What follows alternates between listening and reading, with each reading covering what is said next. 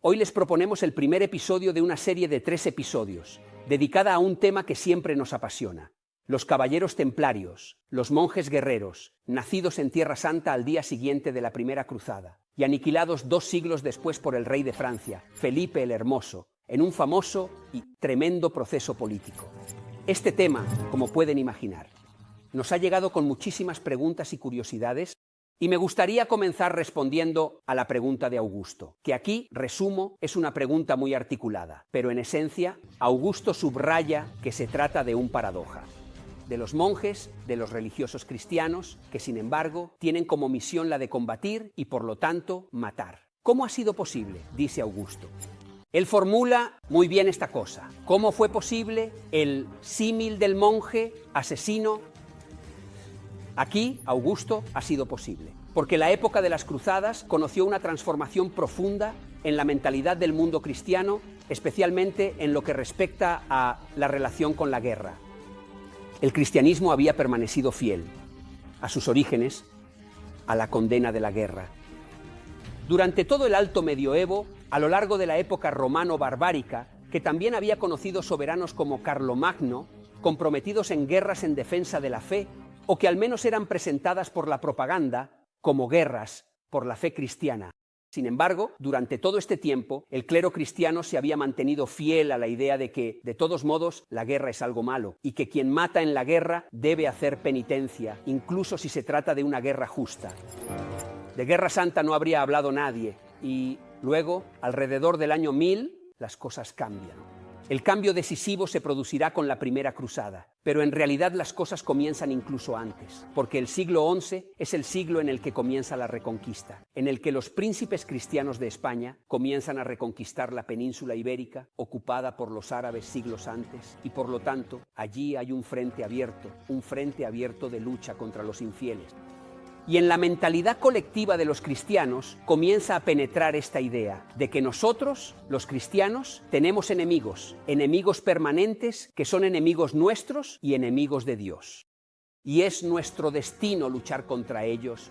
He aquí, es allí, en el frente español, donde comienza a difundirse la idea de que puede haber una guerra, no solo justa, sino santa. Que luchar en esa guerra es hermoso, que quien muere en esa guerra es un mártir. Pero los mártires que caen luchando contra los infieles, se les pide que lleven consigo al otro mundo el mayor número posible de esos enemigos de Dios.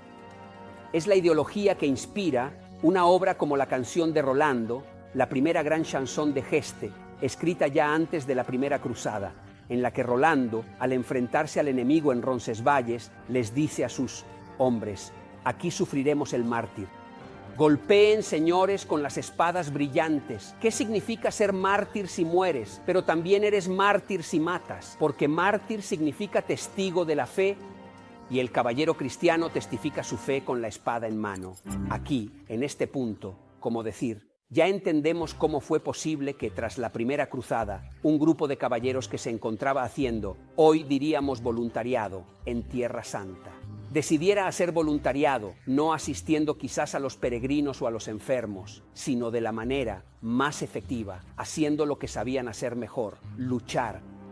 Ellos lo sienten como un voto. Quieren consagrar su vida a luchar por la Tierra Santa y por lo tanto piden ser reconocidos como una orden religiosa, y allí se descubre que no todos han caído aún víctimas de esta nueva idea, de que en ciertos casos luchar y matar es algo bueno. Hay resistencias. La idea de crear una orden de monjes cristianos cuya misión es combatir y matar, ser asesinos, como decía Augusto, esta idea aún conmociona a muchos. Hasta que no entra en escena un pez gordo, entra en escena uno de los grandes intelectuales de esa época, San Bernardo, Bernardo de Claraval, quien está a favor, y publica un tratado, el elogio de la nueva caballería, en el que dice que la violencia de los caballeros era algo malo, mientras provocaba desorden, sufrimiento y muerte, aquí, en el mundo cristiano. Pero ahora que los caballeros templarios quieren dirigirla contra los enemigos de Dios, hay que apoyarlos de todas las maneras, porque el templario es precisamente un testigo de la fe, es un mártir, y dice San Bernardo, muere serenamente y mata serenamente. Como ven, a pesar de las resistencias, en realidad la cristiandad en ese momento está completamente abrumada por esta idea de que la verdadera misión del mundo cristiano es oponerse al mundo musulmán por todos los medios, y en esta lucha contra los musulmanes, los caballeros templarios serán uno de los grandes protagonistas. En este episodio veremos cómo la Orden del Templo, además de luchar en Tierra Santa en defensa de los territorios conquistados por los cristianos con la Primera Cruzada, se convierte también en algo más, porque en realidad la idea de la Orden del Templo gusta muchísimo, es decir, está en línea con el espíritu de la época, y los cristianos están felices de ayudar a estos hombres que han hecho voto de sacrificar su vida para defender Jerusalén. Ayudarles significa donar generosamente. Y así, la Orden del Templo se convierte en una gran organización internacional que ha recibido posesiones, tierras, empresas, diríamos hoy, en toda la Europa cristiana. Va a terminar que la mayoría de los caballeros templarios, en lugar de luchar en Tierra Santa, están ocupados en Europa, gestionando el gran patrimonio acumulado. Las preguntas que hemos recibido sobre los templarios, como saben, son muchas y nunca responderé a todas, pero a algunas sí. Y me gustaría comenzar con una pregunta muy interesante, que es la de Francesco, que pregunta cómo eran percibidos los templarios por sus enemigos, es decir, por los musulmanes. Y es una pregunta que en realidad se presta a una respuesta, como decir, no del todo simple. Quiero decir que la imagen de los templarios, tal como se presenta en los testimonios de los musulmanes, los turcos y los árabes contra los que luchaban, es una imagen muy matizada. Por un lado, no hay duda de que eran temidos, y al ser temidos también eran odiados. Los templarios eran uno de los componentes fundamentales del ejército del rey de Jerusalén. En ciertos momentos fueron considerados extremistas y por lo tanto enemigos más peligrosos que los demás. El momento más significativo es después de la gran batalla de Jatín en 1187, en la que Saladino derrota al ejército del rey de Jerusalén, Guido de Lusignan, captura al rey y a gran parte de sus caballeros. Después, Saladino, que ha pasado a la historia, ya en la Edad Media, era admirado como un oponente heroico y caballeresco. Saladino negocia con el rey cristiano prisionero y al final acepta liberarlo junto con la mayoría de los prisioneros. Pero no a los templarios, a quienes hace decapitar. En ese caso, evidentemente, está la idea de tener frente a sí a enemigos, particularmente intratables. Sin embargo, este es solo uno de los puntos de vista, porque luego tenemos, por ejemplo, un libro de memoria extraordinario, el libro de memoria de un príncipe árabe, el emir de Shakhsar, que se llamaba Usama ibn Munkir, quien un poco de tiempo antes, estamos en los primeros decenios del siglo XII, pasó la vida un poco combatiendo contra los francos, como ellos los llamaban, que habían invadido la Tierra Santa, y un poco en tiempos de tregua negociando con ellos, discutiendo también con ellos, conociéndolos. Aquí, Usama, que a menudo se encontraba, por ejemplo, visitando Jerusalén en manos de los cruzados durante los periodos de paz y tregua para negociar, hacer negocios y así sucesivamente, dice precisamente que entre todos estos bárbaros infieles que han invadido la Tierra Santa, los menos peores son precisamente los templarios, porque los templarios viven allí. La mayoría de los cruzados con los que Usama tiene trato son gente que acaba de llegar de Europa recién desembarcada y por lo tanto son groseros, intolerantes, que no entienden nada. Los templarios, en cambio, comprenden, están acostumbrados a estar allí. Saben que hay periodos de guerra, pero también periodos de tregua. Saben que hay que convivir en cierto sentido. Hay un episodio, por ejemplo, en el que él está en Jerusalén y lo dejan ir a rezar a la antigua gran mezquita de la que los templarios han tomado posesión, y los templarios lo dejan ir a hacer su oración musulmana allí con ellos. Usama cuenta que hay otro cruzado, uno que acaba de llegar, de esos que no entienden nada, que lo ve ver rezar allí y no está contento con la dirección hacia la que reza, porque reza hacia la Meca y pretende moverlo por la fuerza.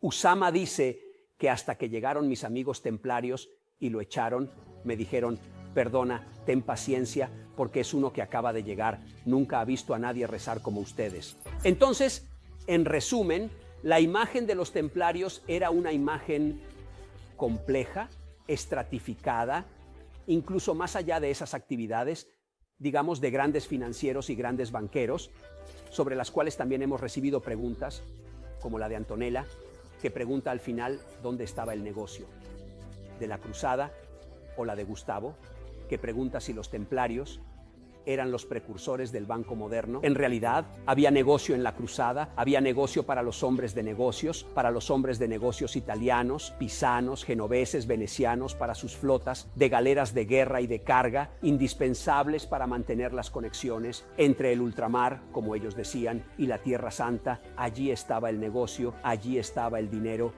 Los templarios se encontraron en esto sin querer. Eran, después de todo, personas que hacían voto de ser asesinados luchando contra los infieles, pero llegaban las donaciones, crecían los tesoros acumulados en los cofres. Los reyes europeos convocaban a los templarios y preguntaban si tenían a alguien acostumbrado a manejar el dinero para nombrarlo tesorero y, de esta manera, efectivamente, los templarios también se encontraron, por así decirlo, involucrados en el negocio de las cruzadas, como dice Antonella. Esto a la larga les costará caro, pero no adelantemos los tiempos, aún no hemos llegado a eso.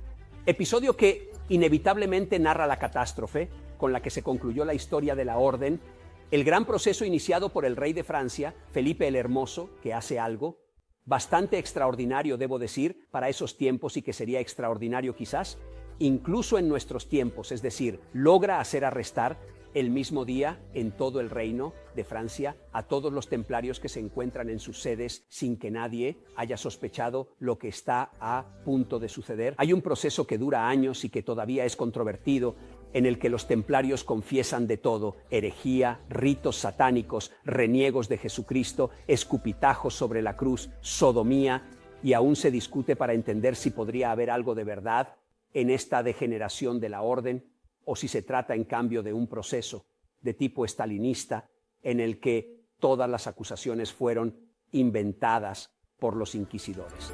La catástrofe de los templarios ha sorprendido mucho a nuestros espectadores.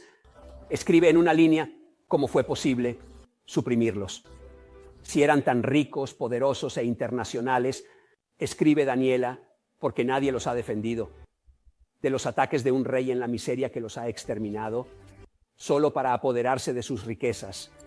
Entonces, en realidad, la historia del proceso a los templarios es una de las más turbias y complicadas de este inicio del Trecento, pero no se puede reducir todo simplemente a la avaricia de un rey que decide destruir esta orden demasiado rica para apoderarse de su dinero. En realidad no es así. Hay algo más. Recordemos el contexto. La Europa cristiana sale de siglos durante los cuales los papas han afirmado seriamente su supremacía. Durante más de 2 siglos, los papas han pretendido ser ellos la guía política del mundo cristiano, superiores al emperador, superiores a los reyes. Ahora ha llegado el momento en que los reyes más poderosos de Europa ya no aceptan esta relación de fuerzas. Y el más poderoso de todos los reyes de Europa es el rey de Francia, Felipe el Hermoso. Un personaje siniestro, debo decir, sinistro y fascinante. Un rey que refuerza enormemente su poder, también a través de juicios políticos, de juicios por brujería, que son la gran novedad de esa época. Esa es la época en la que incluso los intelectuales y políticos del mundo cristiano comienzan a creer de verdad que existen las brujas, que hay gente que hace un pacto con el diablo y la Inquisición debe buscarlas, y Felipe el Hermoso es un maestro en el uso de los procesos por brujería para destruir a sus oponentes. Uno de sus oponentes fue el Papa Bonifacio VIII, a quien Felipe el Hermoso hizo arrestar en su palacio de Anagni y abofetear. De hecho, murió de rabia muy poco tiempo después. Por lo tanto, Felipe el Hermoso está involucrado en un tira y afloja con el papado, en el que en esencia el rey de Francia y los intelectuales y propagandistas a su servicio no dudan en declarar que en Francia el verdadero papa es el rey, que los clérigos deben obedecer al rey, no al papa de Roma, y que antes de que existiera el clero, el rey de Francia era el dueño de su reino. Este es el clima de los discursos políticos. En el momento en que el sucesor de Bonifacio, Eiro, el Papa Clemente V, debe intentar de alguna manera hacer las paces con el rey de Francia, tengan en cuenta que Francia no solo es el reino más poderoso de Europa, también es el antiguo aliado de la Iglesia de Roma. No se puede estar sin la relación con el rey de Francia. No por nada Clemente V en un cierto momento se traslada a Francia a Aviñón, tienen presente la cautividad aviñonense, va porque reconectarse con el rey de Francia es fundamental. Y el rey de Francia en ese momento está en una posición de fuerza y quiere que se note. El proceso contra los templarios nace quizás sobre todo de esto. Felipe el Hermoso quiere mostrarle al Papa Clemente que quien manda es él, que él, el rey de Francia, puede atacar frontalmente a una gran organización religiosa, una gran organización protegida y dirigida por el Papa, y puede destruirla y obligar al Papa a seguirlo, y eso es lo que sucede. El proceso es completamente gestionado por la monarquía francesa y el Papa Clemente, quien se ve completamente sorprendido y hace lo que puede para salvar a los templarios, pero no lo logra. Por lo tanto, en esencia, el proceso de los templarios es la demostración de que, siglos antes de que se hable de Estado absoluto, la capacidad de los papas para imponer su voluntad a los reyes ha terminado